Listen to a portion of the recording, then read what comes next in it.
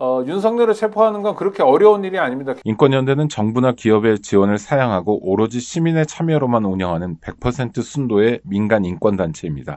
국내에 계신 스픽스 구독자 여러분 안녕하세요. 오창익입니다. 마키아벨리 정치를 보는 눈 마키아벨리 오늘도 생방송으로 여러분과 함께합니다.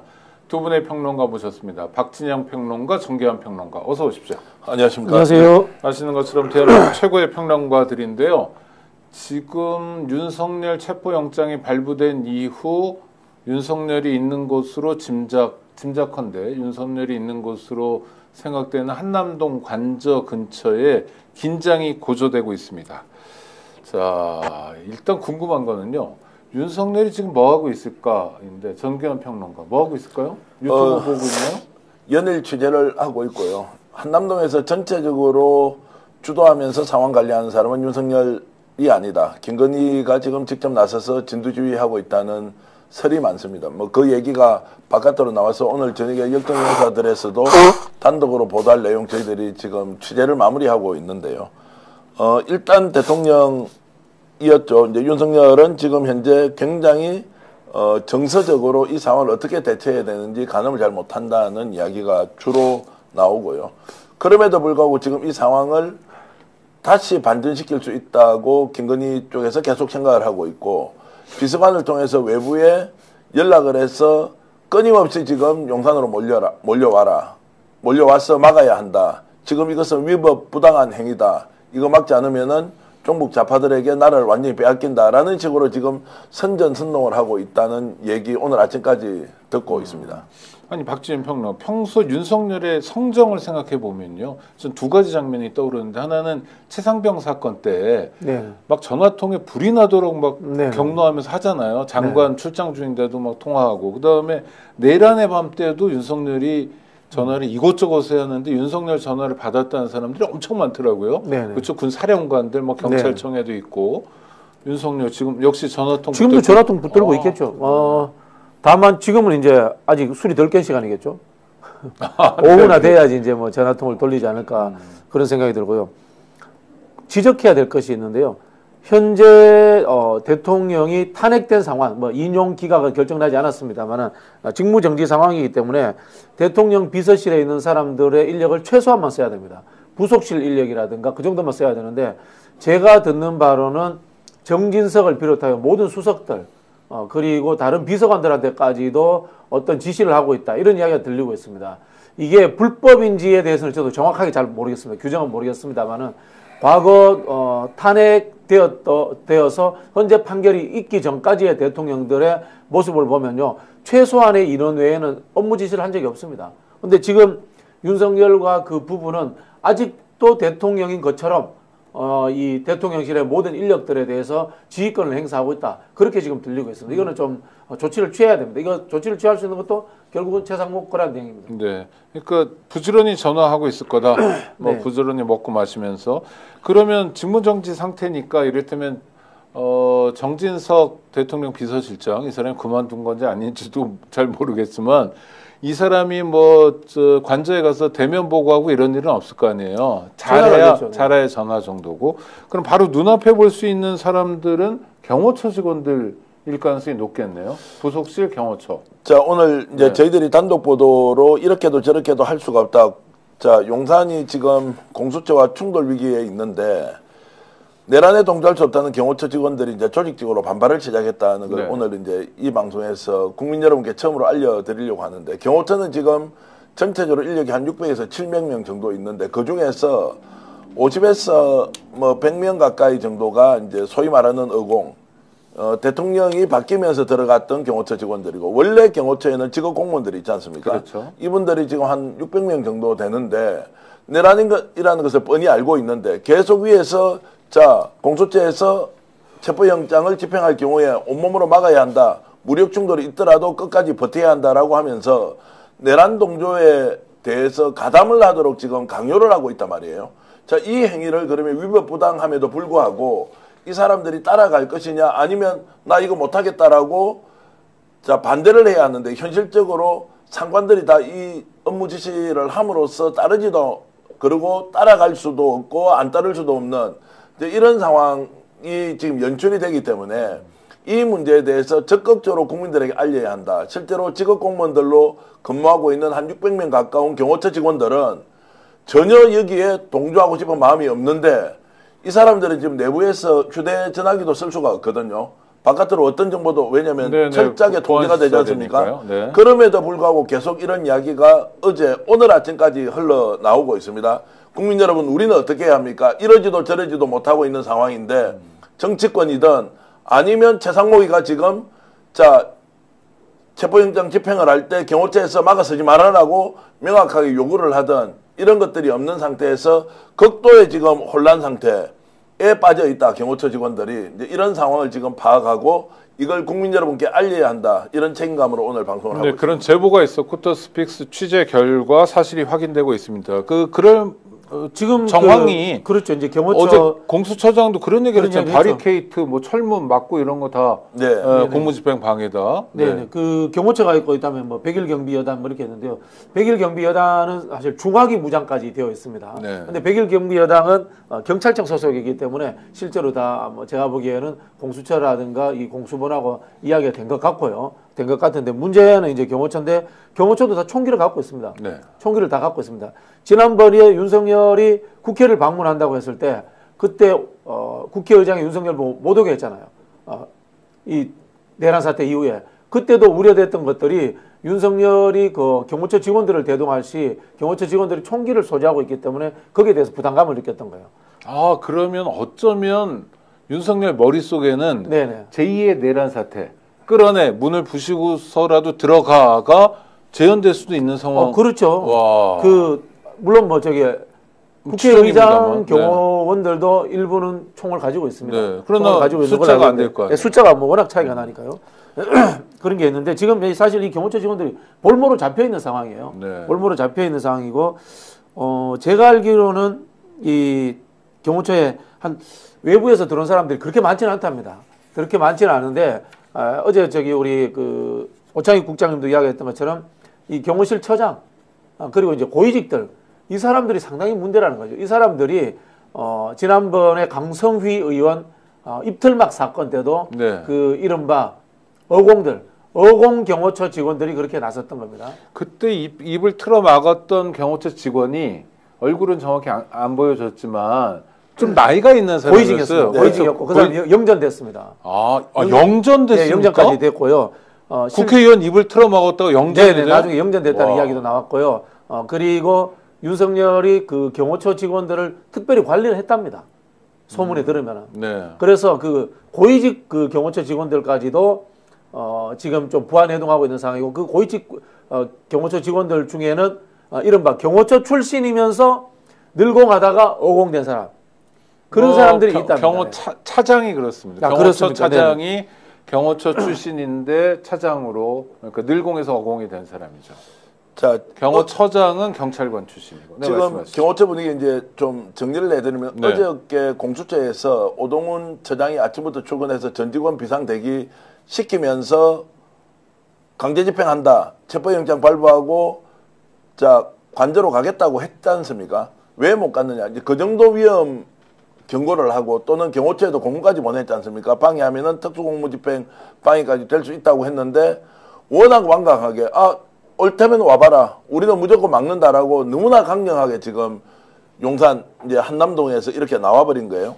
자 이러니까 이러지도 저러지도 못하고 오히려 엄포하면은 자진 출석을 할 수도 있다. 자진 출두가 가능하다고 생각했는데 의외로 강경하게 나오고 두 번째는 용산에서 지금 누군가가 외부에 끊임없이 연락을 하고 있습니다. 제가 지금 이름은 밝힐 수 없지만 비서관이 극우 유튜브 채널들에게 연락을 해서 최대한 이쪽을 방어선으로 막아야 한다. 정광훈뿐만이 아닙니다. 극우 유튜브들 다 동원해서 이걸 에워싸고 막으라고 하는데 이제 이 사람은 이름도 나옵니다.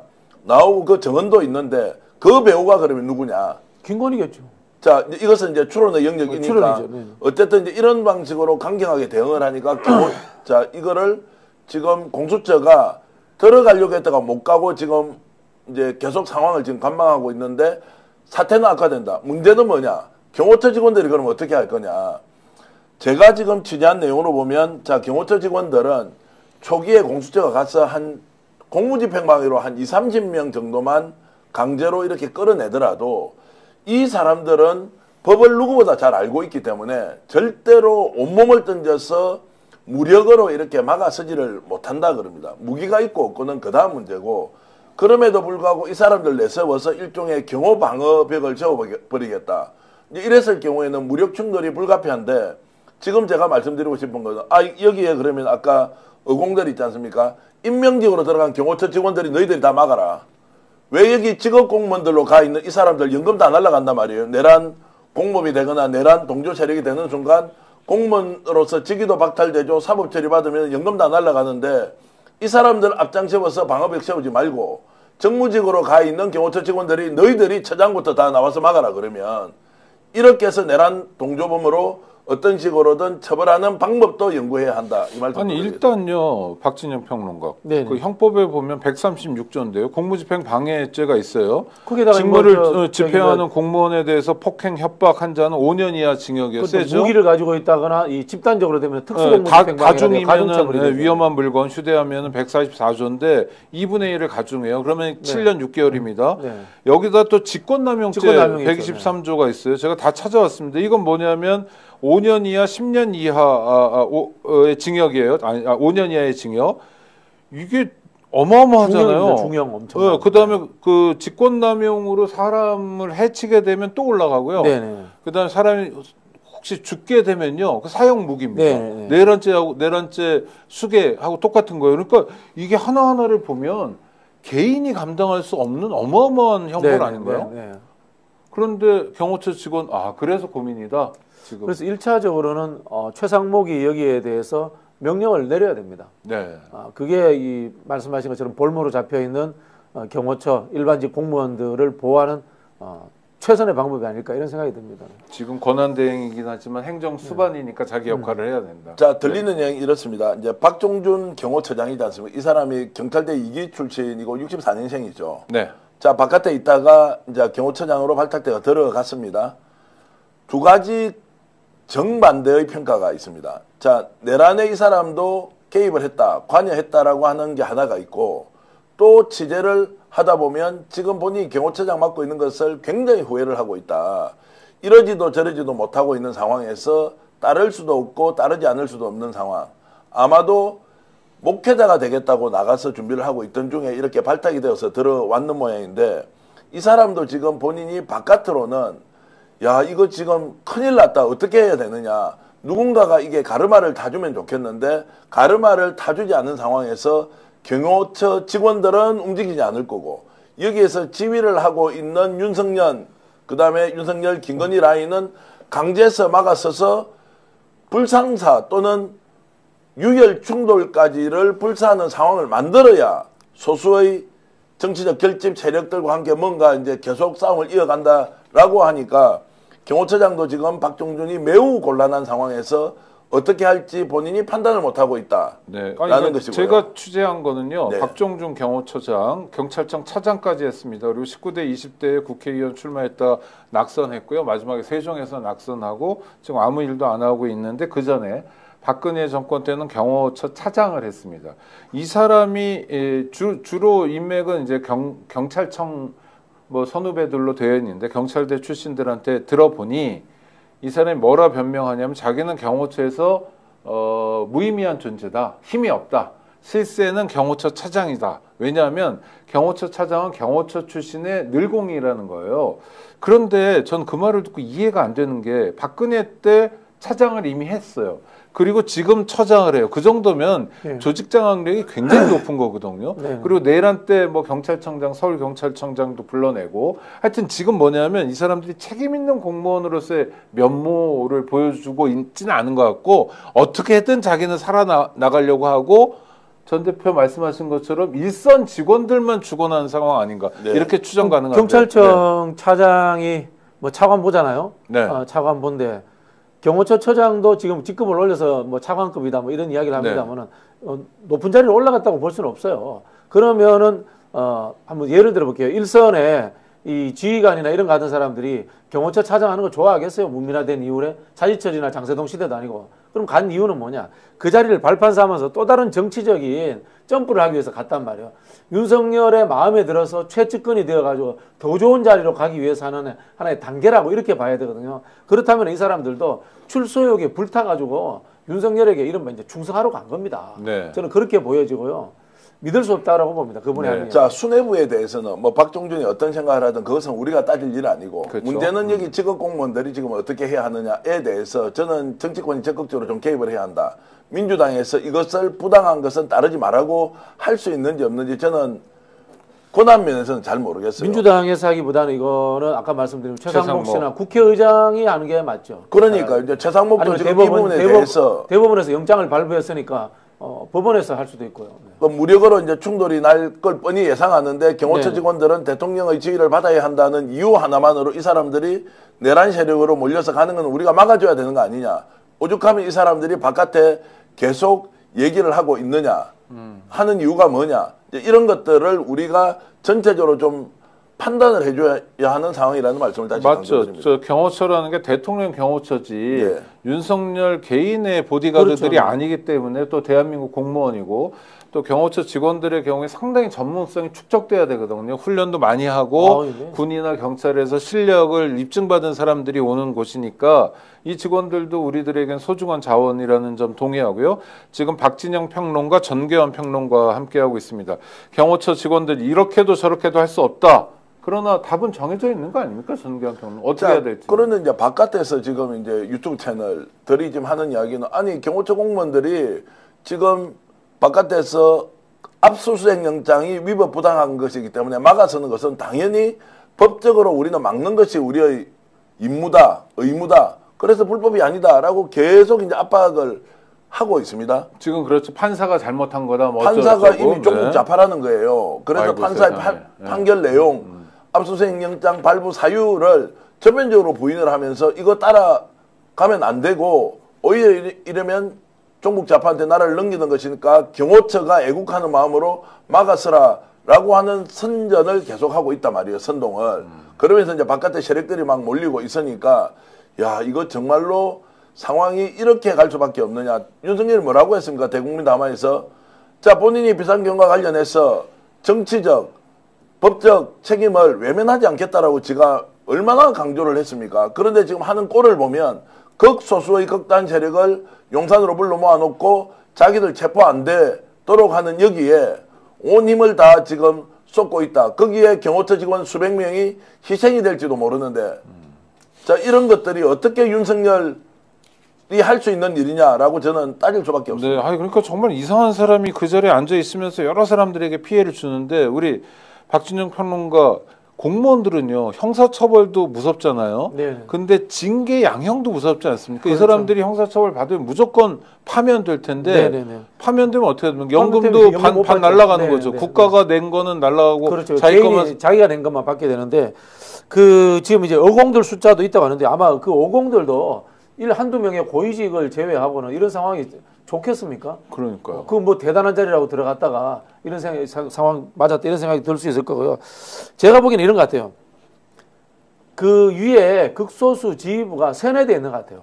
말씀하신 것처럼 이런 상황들을 우리가 극우 유튜버들 통해 가지고 아스팔트들 모아 가지고 이겨내면은 버틸 수 있다. 그리고 체포되지 않으면은 헌재 판결이 기각될 수 있다. 이런 식의 논리 구조를 가지고 일부들을 선동하는 것이 아닌가라는 생각이 들고요. 그리고 그 이야기 꼭 해야 되겠는데 저는 경호처 고위직들은 이른바 이제 임명직들이죠. 이 내란 기획에 알고 있었을 것 같아요. 저는 기획에 참여했을 수도 있고요. 네네. 그런 생각이 듭니다. 조지호 경찰청장이라든가 서울청장을 부르고 했던 조치들도 제가 알기로는 경호처에서 불렀다라고 들었거든요. 네. 그런 것들을 보면은 그리고 안가를 제공할 때 그러면 안가를 제공할 때 경호처장 안 따라갑니까? 따라가죠, 그죠? 그런 봤을 때는 저는 충분히 그런 개연성이 있기 때문에 2판 4판이다. 지금 윤석열을 막아가지고 윤석열이 생각하는 헌재에서 기각되는 상황, 그걸 만들기 위해서는 체포되면 안 된다. 그리고 거기에서 극우 유튜버들을 동원한다. 요 논리 구조를 완벽하게 세뇌된 것 같아요, 제 느낌은. 그 정규환 평론가 윤석열 부부를 오랫동안 취재하셨잖아요. 근데 보면 좀 진짜 악질이다라고 드는 생각이 있는데 그건 뭐냐면 이럴 때 함께했던 사람 이준석도 그렇고 한동훈도 그렇고 명색이 당대표인데도 막 쫓아내고 그래서 윤석열 부부와 관련해서 들려오는 이야기들 중에 하나는 뭐 경로했다, 무슨 갈등한다, 뭐 쫓아냈다, 뭐 어쩌고저쩌고. 그럼 경호처 직원들도 이 윤석열 부부를 위해서 만약 불법 행위에 가담하더라도 결국 토사구팽 아닐까요? 토사구팽이고요. 이 사람이 사람을 챙겨주는 사람들이 아니잖아요. 이 두 사람 모두.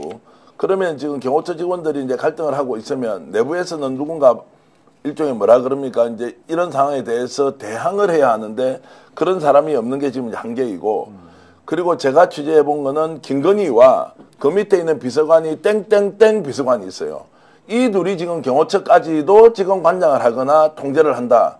경호처에서는 불상사가 생기는 게 뻔하고 법적으로 처벌을 받는 게 명확한데 할 리가 없지 않습니까? 이걸 계속 강제하고 있는 상황인데 이 둘은 뭐냐? 솔직히 말씀드리면 주술적 관계 수준이다. 바깥에 극우 유튜버들을 동원해서 전국 어디라도 사람 데리고 올 수 있는 대로 데리고 오라고 계속 전화질을 하고 있다는 거예요. 그 전화를 받은 사람이 나는 오늘 누구 전화 받고 여기 왔다고 용산 지금 앞에서 생방송하고 그렇죠. 네. 생방송이 아니고 그 앞에서 취재기자한테 그런 이야기를 하고 있다는 거예요. 자 그러면 이게 뭐냐. 동원을 누군가 내려서 온 것이지 자발적으로 모인 게 아니다. 그럼 누군가 지휘를 하고 있는데 이 지휘 라인이 자 대통령실 주변에 이렇게 사람이 모이는 것뿐만이 아니라 경호처가 움직이는 것도 지휘하고 있다. 막았으면 이길 수 있다. 너희들 내한테 명령 따라도 문제가 없다. 이러니까 여기에서 중요한 대목이 하나 있습니다. 왜 지금 정진석 비서실장은 사표가 수리가 되지 않았다고 최상목 권한대행이 얘기하는데도 본인이 사표가 수리됐다고 우기고 있습니다. 이거는 또 뭐냐? 탈출인가요? 탈출이거나 아니면 이 상황에 개입했다가는 자기도 지금 속대의 표현한 뼈도 못 추리는 상황이 올 수가 있다. 극단적인 뭔가 망상에서 이거를 극단적인 방법으로 해결을 하겠다라고 하는 그 불가능한 무엇을 붙들고 사태를 이렇게 악화시키고 있다. 야, 이렇게 말씀드릴 수 있습니다. 뭐 안에서 구다는 거 아닌지 모르겠는데. 아니, 저희가 화면을 뭐 가끔 자료 화면을 보내드리고 있는데 큰 화면은 아시는 것처럼 한남동 관저 화면이고요. 거기에 또 작은 화면이 있는데 그 화면은 지금 민주당이 비상의총을 하고 있습니다. 의총 화면이라는 거 참고해 주시고요. 민주당 이야기를 잠깐 드릴게요. 네네. 민주당이 오늘 새벽 5시에 국회의원들 비상대기령을 발령을 했거든요. 아마 우리 정기한 대표가 이야기하는 그 정보를 접한 모양이에요. 그래서 지금 윤석열의 이 내전 상태로 끌고 가려는 그런 의도가 있다라는 것들이 보고된 것으로 알고 있고요. 지금 경찰 기동대가 제가 듣기로는 8개 부대 정도를 준비를 하고 있다. 8개 부대면은 한 7, 8천 명 이상 될 겁니다. 네. 근데 엄청난 숫자를 준비를 해서 가지 않으면 안 되는 상황이다라는 이야기가 아마 국회 쪽에 전달된 것 같아요. 네. 근데 박진윤 평론가 경찰에 대해서 잘 아시겠지만 검거하려는 쪽 공수처 자체는 뭐 인력이 별로 없지만 네. 경찰이 함께하는 거 아닙니까? 네네. 근데 이쪽의 힘에 비해서 경호처의 힘은 물론 총을 가지고 있지만 사실 적거든요. 인원도 적죠. 얼마 안 네네. 되고 예. 하나하나 이렇게 뭐죠 윤석열이 시킨 것처럼 4인 1조로 끄집어낼 수도 있을 정도잖아요. 네네네. 또 하나 여기서 만약 무기나 장비를 경호처에 사용하게 된다면 네네. 이거는 내란 사태 내란 이거 진짜 걷잡을 내란이죠. 수 없는 거고 그럼 뭐 경찰은 뭐 총 맞고 가만히 있을 리가 없거든요. 그렇죠. 네네. 야 이렇게 심각한 범죄를 윤석열 부부가 일으키려고 하는데 가능할까요? 그 현재로서는 이제 수단이 마땅치 않다는 거예요. 네. 아까 이제 경찰 특공대도 뭐 7,000명, 8,000명 공수처가 막 오늘은 하기가 어려울 것 같고 네네. 아마 내일은 절대 넘기지 않는다. 이런 상황으로 지금 만반의 준비를 하고 있는데 의외로 저쪽에서 나오는 방식이 대화가 되고 안 되고의 문제가 아니라 극단적인 수단을 동원해서 강제력을 행사하는데 야 그러면은 맞부딪혀서 인명의 살상이 있더라도 어쩔 수 없는 거 아니냐라고 사지로 몰아넣고 있단 말이에요. 이걸 지금 우리가 확인한 순간 긴급방송을 통해서 빨리 이 사람들 탈출시켜줘야 한다. 경호처 직원들 법 위반인 거 뻔히 알면서 행동하지 마세요. 라는 정도로는 부족하다는 거예요. 아니 그러니까 아니, 뭐- 구독자 여러분 맞아요. 우리가 윤석열이라는 사람에 대해서 알면서도 자꾸 모르고 놓치는 부분이 그 사람 광기고 망상 속에 있기 때문에 경호처 앞에 불을 싸질러서라도 안 잡혀가겠다는 욕구가 굉장히 그 부부에게 클 수 있다. 그 역사를 한번 네. 돌이켜 볼게요. 뭐 조사이의 난, 이시의 난, 뭐 이런 수많은 난들이 있지 않습니까? 난을 진압하러 가서 첫 번째 하는 것은 위무예요. 위무. 위무라는 것은 뭐냐면 난에 동조하는 사람들이 떨어져 나오게끔 선전선동을 하는 겁니다. 홍보 전략을 통해 가지고 그 사람들이 이 난을 일으킨 역적으로부터 떨어져 나오게 하는 겁니다. 사실은 그런 게 지금 필요합니다. 네. 그래서 제가 말씀드리지만 이걸 좀 더 간결하고 정확하게 하려면은 최상목이 해야 된다. 그리고 법원도 다시 한 번 더 이걸 밝혀주는 것이 좋다라는 생각이 들고요. 네. 그다음에 사적이거나 공적인 라인들을 총동원해가지고 스스로 문을 열고 이 경호처 직원들이 표현이 그렇습니다만은 탈출할 수 있는 기회를 만들어줘야 됩니다. 이거 되게 중요한 포인트네요. 구독자 여러분들 중에서도 가족이나 뭐 친구에서 한국 사회가 사실 뭐 한 달이 건너면 다 알잖아요. 누가 주변에 아는 사람 경호처 직원이 있으면 절대로 지금 내란 세력과 함께하면 안 된다고 연락을 해주시고 설득을 해주시고 다른 거 다 몰라도 너가 이번 상황에서 다치면 안 된다. 너가 이번 상황에서 중요한 너의 인생을 걸면 안 된다고 이야기해 주는 거 시민들이 그거 되게 중요할 것 같습니다. 너무 중요한 말씀인데 이제 국회에서도 내란 사태가 생겼을 때 거기에 동원됐던 계엄군 그리고 부하내동하면서 공무원들이 이러지도 저러지도 못하고 있을 때 국회의장 나섰죠. 정당에서 나섰죠. 그리고 시민사회에 나서서 절대로 이런 위법부당한 행위에 대해서 동조하지 마라. 이게 내란 사태이기 때문에 너무나 중요하다. 단순히 찬동만 하더라도 그것이 사법 처리가 될 수 있다라는 것처럼 지금은 좀 더 공적 라인에서 이것을 하지 마라. 경호처에서 하면 절대 안 된다라고 이제 해야 하는데 문제는 계엄군과 달리 경호처는 특수조직이지 않습니까? 거기에는 아주 일사불란하게 움직이는 조직체계가 제대로 갖춰진 데서 상부에서 이 지시를 했을 때 정말로 받지 않을 수가 있느냐 없느냐 이 부분은 또 다른 문제이기 때문에 오죽하면 경호처가 지금 외부와 사실상 단절이 돼 있단 말이에요. 가족들도 전화가 안 된단 말입니다. 자, 그러면 이런 상황에서 우리가 정치권에서 또는 공적 기관에서 어떻게 이제 조치를 할 수 있느냐. 최상목이가 제일 중요하죠. 제일 중요하고 최상목이가 이것을 책임있게 지금은 발언을 해야 한다는 게 가장 중요하고 두 번째는 그게 안 될 경우에 이 사람들이 무력으로 충돌하는 현장에 나오도록 하는 걸 어떻게 그래 막을 것이냐. 정말로 박 교수 말대로 탈출하면 좋겠지만 경호처 직원의 속성상 탈출이라는 게 그게 있을 수가 없지 않습니까? 계엄군이 예를 들어서 그 계엄 동원되는데 그 대열을 이탈해가 다른 행동을 한다는 것이 있을 수 없는 것과 비슷하기 때문에 매우 심각한 상황을 인지하고 저는 국회에서 적극적으로 이 문제에 대응을 해야 한다고 봅니다. 그런데 국회에 출동했던 계엄군들은 사실 네. 시민들이 막으면 막혔고 그렇죠. 잡아당기면 잡아당겨주고 네. 밀면 밀려주는 네. 아주 소극적인 역할을 했기 때문에 윤석열의 내란 책동이 성공하지 못한 거잖아요. 네. 적어도 경호처 직원들은 그만큼은 해야 되는 거죠. 적어도. 지금 이제 경호처 직원들에게 가장 중요한 것은 정보의 부재인 것 같아요. 네. 그 사람들에게 어떤 식의 정보가 제공되느냐 하는 문제인 것 같고 참 그냥 경호처 직원들이 윤석열 잡아서 데리고 나오면 안 될까? 그런 생각까지도 들어요, 진짜. 지금 그래서 단수 단전을 해서 이 사람들이 그냥 아예 밖으로 나와야 된다. 이제 시민들의 일반적 감정은 단수 단전해라. 그냥 그 안에서 아예 네, 기능을 네. 못하도록 해야 되지. 이것도 그렇죠. 위법부당한 행위를 하고 있는 것을 내버려두는 게 말이 되느냐. 단수 단전 조치를 먼저 해가지고 좋은 방법입니다. 자동으로 나오도록 해라. 이제 이것은 불가능하냐고 이렇게 아이디어를 많이 내고 있거든요. 네, 네. 그러니까 공수처가 지금 적극적으로 나서서 무엇을 하려고 해도 상황이 이게 만만치 않다. 바깥에서 생각을 해보면 단수단전, 그 다음에 이제 뭐 헬기를 띄워가지고 위에서 뭐 체류액을 쏠 수도 있고 다양한 인명상상이 안 될 수 있는 방법들을 한번 강구를 해야 될 것 같아요. 네.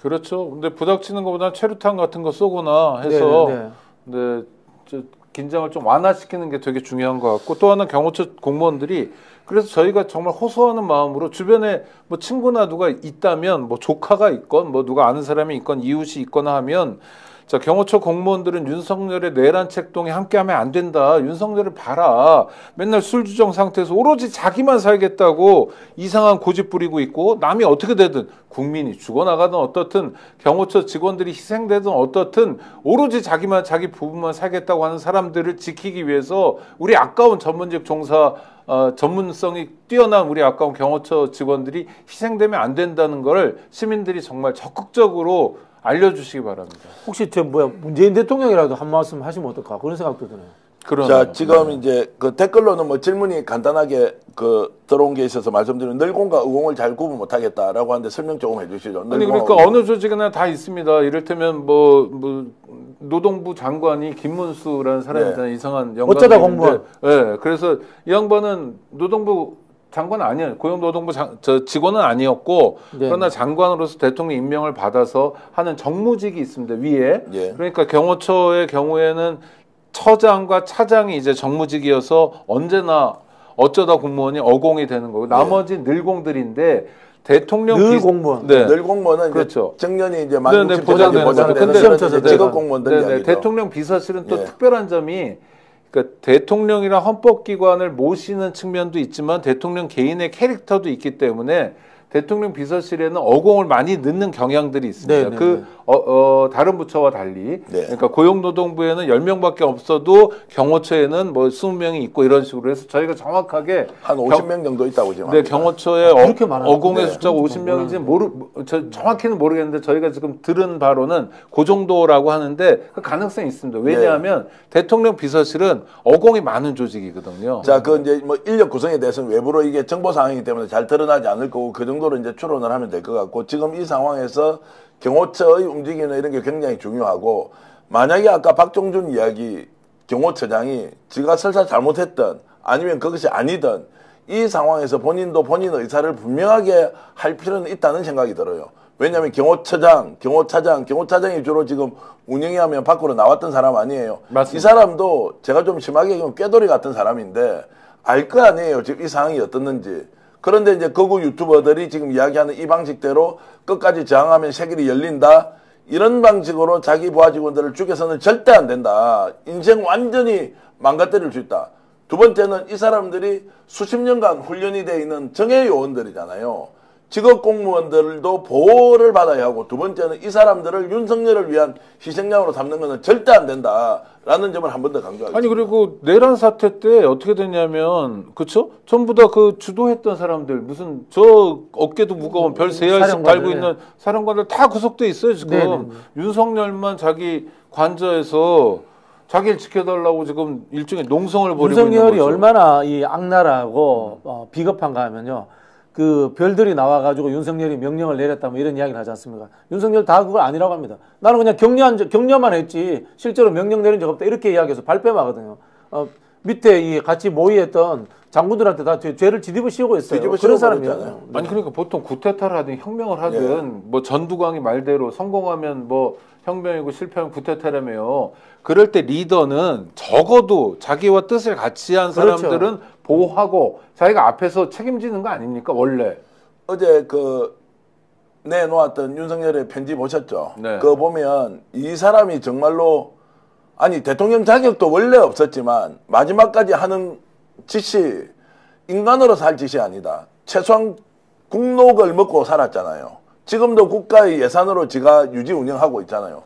그런데 극우 유튜버들 몇몇한테 보내가지고 내가 이런 상황에서 여러분들이 나를 도와줘서 고맙다라는 방식으로 부추기고 있고 또 땡땡땡 비서관은 온갖 극우 유튜버 채널의 운영자에게 전화를 해서 지금이라도 사람을 모아달라 이런 방식으로 지금 말 그대로 대국민 협박 같은 짓을 하고 있잖아요.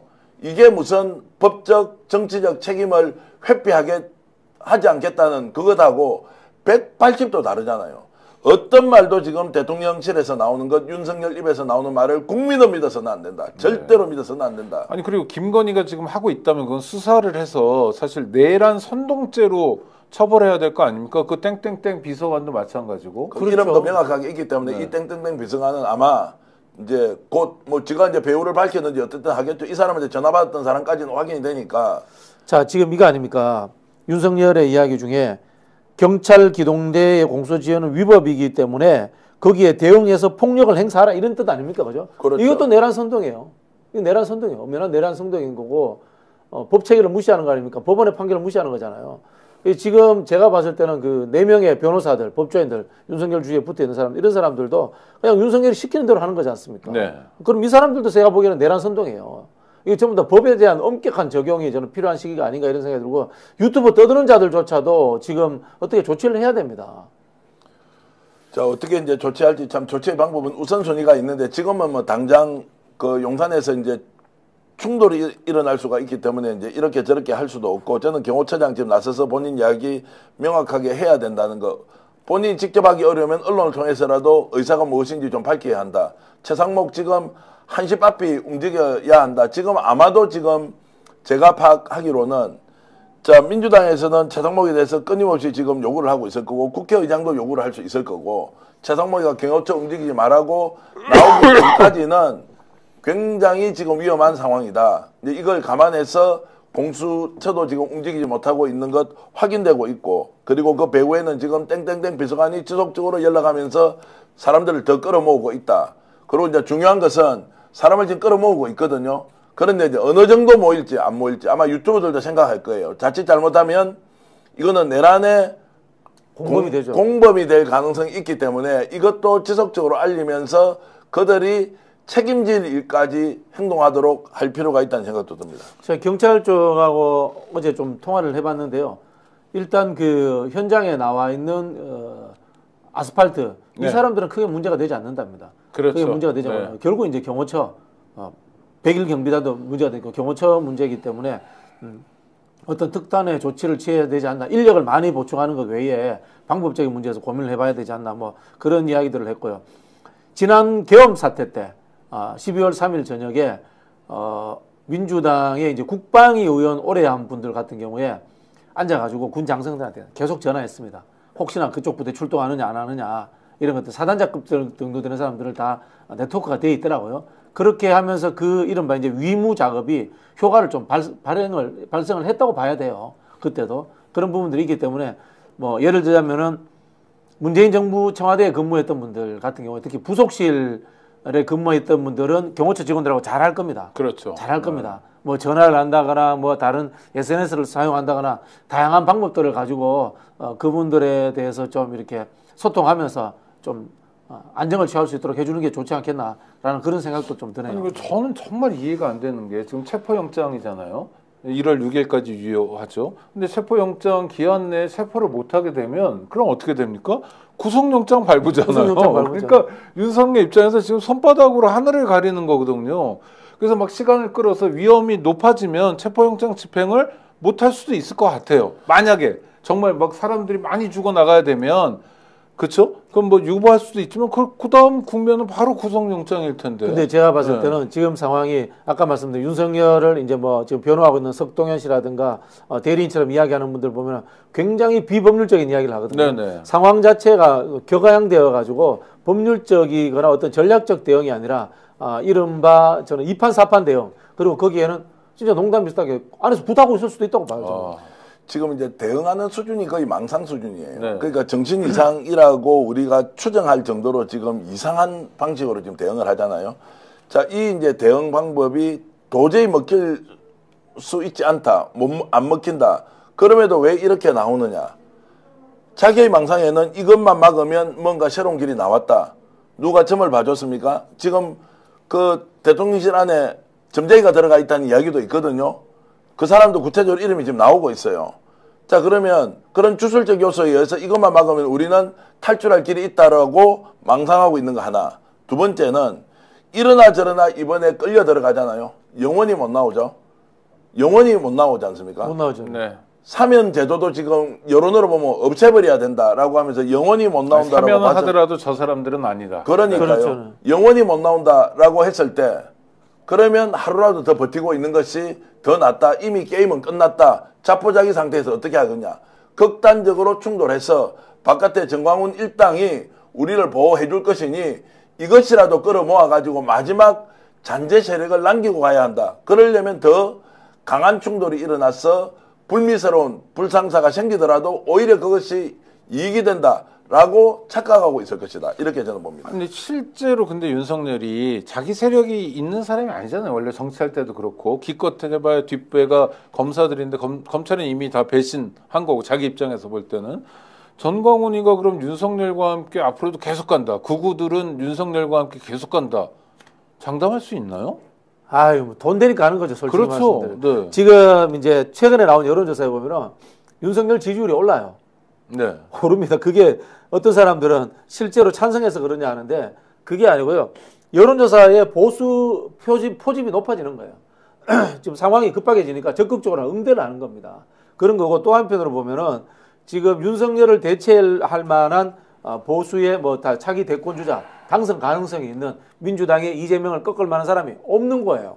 그러니까 이 사람들이 미래를 보지 못하고 과거의 망상에 사로잡혀가지고 윤석열 다시 살려야 돼 라는 식으로 해서 여론조사에 응대해 주는 거거든요.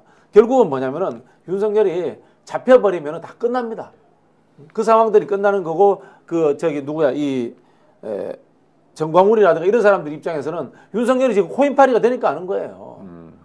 아니 그리고 윤석열이 변호인들 몇 명을 봐도 그래도 일국의 현직 대통령인데 보통 그 정도 되면 좀 쟁쟁한 변호사들 데려다가 하기 마련인데 그냥 선임했는지 안 했는지도 모르는 석동현에다가 윤곽근에다가 이렇게 초라하거든요. 우리가 감옥 가도 그 정도 아닐 것 같다 이런 생각이 드는데. 꽁지털 다 빠진 그러니까. 그 늙은 수탉 같은 이런 사람들을 데려다 놨는데 그게 이제 윤석열의 수준인 거죠. 실력이죠, 그게. 네, 원래 실력이라고 봐요. 아니 그리고 말도 안 되는 게 뭐 서부지원에 있는 영장 전담 판사가 이제 체포영장을 발부했는데 그것에 대해서 얘기하는 게 왜 서부지원이냐? 서부지원 출신이 헌법재판관으로 들어가는 거 이런 거 아니냐? 그래서 기괴해요. 무슨 얘기냐면 거기 용산구 한남동이기 때문에 관할이 서부지원 관할이거든요. 네. 마포 공덕동에 있는 아주 단순한 것도 그렇게 비비 꼬고 괴담으로 만들어 버리고 어떤 사람들은 또 거기에 기대서 그러려니 하고 있고 야 이거 좀 흉악하다는 생각이 드네요. 저는 이런 생각이 드는 게 윤석열 같은 사람은 고위검사도 돼서는 안 되는 사람인 것 같아요. 진짜 어디 그 향판 비슷하게 소주나 먹고 대충 민원 청탁이나 들어주면서 인생 마감했으면 그나마 사회에 해악을 끼치지 않았을 건데 이 사람이 가지고 있는 독특한 대조가 있잖아요. 이른바 술대장, 네. 술자리 대장 능력 가지고 이 자리까지 온 거 아닙니까? 윤석열 정부가 끝난 다음에 윤석열이 단계 승진할 때 그 관계들 속에서의 인간관계들 모두를 파헤쳐가지고 저는 사회적 지탄 받게 해줘야 된다고 봐요. 그 관여했던 모든 사람들. 네. 자, 댓글로 이제 산디아고님께서 윤석열은 끝이다. 그 옆 사람들 떠나세요. 이런 말도 있고요. 그리고 지금 정말 상상 이상으로 극악무도한 놈이다. 이택수님 이런 의견 주셨습니다. 모두들이 체포하고 구속해야 한다. 무죄님.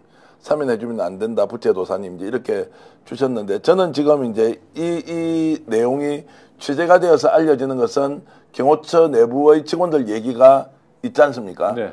저는 바깥에서 아까 가족들이 이렇게 설득하라는 것도 있지만 경호처 안에서 지금 일어나고 있는 일을 이분들이 어떤 경로든 외부로 정보를 좀 알려야 할 필요가 있다. 그래서 이 사람들의 내부 사정을 바깥에서 알아야 대응도 하는데 거기에서 막 밀어붙이고 이런 망상적 사고를 하고 있는 집단에 의해서 희생이 돼서는 안 되니까 분명히 이 방송을 보는 분들이 저는 있을 거라고 생각하고요. 바깥으로 그 내부 사정을 그대로 알려라. 그리고 극소수의 의견이 아니고 제가 취재한 것은 일정 이상 간부급에 있는 사람의 이야기이기 때문에 굉장히 지금 경호처 직원들은 불안하다. 그리고 국가공무원으로서 끝까지 직업 공무원에 걸맞는 애국과 국가관을 가지고 있는데 지금 이 상황이 윤석열이가 못하게 막고 있다라고 했을 때 우리는 이제 이분들과 어떤 식으로든 정보의 라인을 구축하고 외부에서 어떻게 지원을 할 것인지 이런 것들이 동시에 강구되어야 하고 최상목이 해야 할 것은 당연하지만 저는 다시 한 번 더 국회가 이 문제에 대해서 의사를 좀 밝혀줬으면 좋겠다는 말씀을 드립니다. 맞습니다. 지금 박찬대 원내대표가 긴급하게 메시지를 냈네요. 네. 어떻게 했습니까? 예. 빨리 그 구속하라라는 메시지까지 냈고 경호처는 이제 저지할 수 없다 이런 이야기를 메시지를 냈습니다. 네.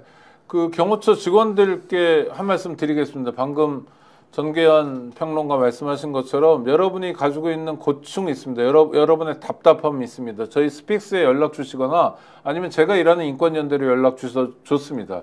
그럼 저희가 경호처 직원들의 입이 되어 드리겠습니다. 지금은 이런 역사적 격변에서는 정말이지 국민과 함께 가는 것 말고 또 헌법과 법률의 원칙에 따라가는 것 말고 아무것도 길이 없습니다. 이상한 길에 들어서서 절대로 본인이 다치거나 상하거나 하는 일 없었으면 좋겠습니다. 이건 정말 인간적인 조언을 드리는 건데요. 지금 겪고 있는 아주 엉뚱한 일에 대해서 본인이 직접 하시거나 가족을 통해서라도 저희 스픽스에 제보해 주시기 바랍니다. 저희가 경호처 직원들의 목소리를 국민들에게 알리도록 하겠습니다. 그리고 이 말씀도 하나 드리면 윤상현 의원이 오늘 오전에 이제 한남동 관저 앞에 가서 네. 집회하면서 정말로 말도 안 되는 얘기를 했잖아요. 여기에서 나와서 윤석열 대통령을 막아주는 사람한테 경의를 표한다. 이 사람이 남태령 집회할 때 뭐라고 했어요? 몽둥이가 답이라고 했던 이자가 불법을 옹호하는 자네. 저 인간도. 그러니까 국회의원이 여기 가서 윤리 제소해야 되겠네요, 바로. 윤리 제소뿐만이 아니라 이 사람은 지금 내란 동조범으로 처벌을 받아야 되는 사람이죠. 윤상현이라는 자가 지금 이런 식으로 지금 하면서 거기에 지금 가 있는 사람들을 지금 부추기고 있다. 그리고 대통령을 지키고 대한민국을 지키는 모습에 무한한 경의를 표한다. 이 뭡니까? 이게 맹태균 게이트 다 걸려가지고 뼈도 못 추릴 사람이 이제 지금 여기 가서 내란선동, 내란을 부추기고 있는 이런 발언을 한 사람 반드시 기억하면서 거기에 걸맞는 저는 심판을 해야 한다. 이런 말씀도 드리겠습니다. 그러니까 지금 내란 국면에서 아주 시끄럽게 떠드는 사람들은 추경호도 그렇고 뭔가 다 걸려있는 사람들이죠. 그러니까 이 사람들의 그렇죠. 발상은 자기가 자기 안위만 지킬 수 있으면 국민들은 죽어나가든 어떻든 아무 상관없다. 예? 제2, 제3의 내란 사태도. 내란 자체가 그런 목적 아닙니까? 네. 흉측한 사람들이 권력을 위해서 국민들이 죽을 수 있다. 천공이라는 작자가 유튜브에서 하는 말 보십시오. 네. 이태원 참사 때 젊은이들 그렇게 죽었는데 그 죽음 덕분에 우리나라가 잘 될 것이다. 이따위 소리 하고 있는 인간들인데. 이세영님께서 이런 걸 올려주셨습니다. 경호처 직원들 핸드폰 사용 못합니다. 저도 잘 알고 있습니다. 밖에서 바깥 상황 알려주는 방송을 계속해야 한다. 그 방송은 어떤 식으로든 좀 볼 수 있다. 는 거고 안에는 워낙 보안이 이제 철저하기 때문에 경호처 직원들은 실제로 이제 외부와 이렇게 접촉되는 게 매우 어렵기 때문에 자 이런 상황을 잘 말씀을 해 주셨고요. 근데 뭐 교대 근무도 있고 그러니까 네. 세상과 만날 수 있습니다. 연락할 방법들은 있으니까요. 지금 근무 중인 경호처 직원들이 연락이 안 된다는 겁니다. 그러니까 우리가 할 수 있는 노력 포기하지 않고 해야 되고요. 윤석열을 체포하는 건 그렇게 어려운 일이 아닙니다. 경찰 실력으로 얼마든지 가능합니다. 다만 그 과정에서 책임져야 될 사람들이 아닌 우리 공무원들이 다치는 일은 없어야 한다는 게 오늘 스픽스 마키아벨리를 통해서 두 분 평론가들이 경호처 직원들에게 하고 싶은 얘기였습니다. 함께해 주셔서 감사하고요. 저희 또 다음에 뵙도록 하겠습니다. 윤석열 내란 사태는 조만간 해결될 텐데 마지막으로 한 번 더 드리고 싶은 말씀은 그 과정에서 애만 사람이 다치지 않았으면 좋겠습니다. 윤석열 부부의 욕심 때문에 상하는 사람이 없었으면 하는 마음 간절합니다. 자, 저도 마지막 한 말씀 그러시죠. 좀 드리면 스픽스 좀 많이 이렇게 응원해 주셔서 저희들 지금 119만 명 돌파했고요. 곧 120만 명이 될 것 같은데 스픽스 열심히 취재하고 활동하겠습니다. 많은 분들이 도움을 주셔서 새로운 정보 이렇게 여러분들과 함께 공유할 수 있는데 정말로 구독, 좋아요, 공유를 통해서 스픽스가 좀 더 열심히 더 활동할 수 있도록 지원해 주시면 고맙겠습니다. 네, 뭐 박진영 평론가도 네. 네. 그럼 우리 다 같이 인사드리겠습니다. 구독자 여러분 언제나 감사합니다. 고맙습니다.